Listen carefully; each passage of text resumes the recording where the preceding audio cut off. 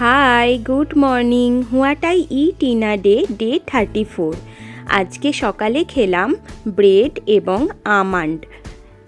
তার কিছুক্ষণ বাদে খেয়ে নিলাম টক দইয়ের লস্যি।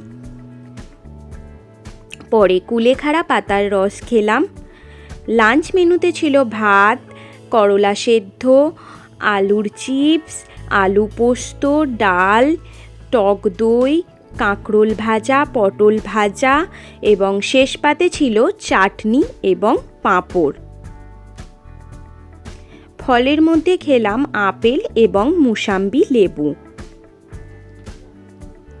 এনসিওর ডায়াবেটিক কেয়ার খেয়ে নিলাম। সন্ধ্যায় খেলাম মুড়ি এবং ডাল সেদ্ধ এবং বাদাম ভাজা। রাতের ডিনারে ছিল রুটি এবং বেগুন ভাজা। চলুন, টাটা, গুড নাইট।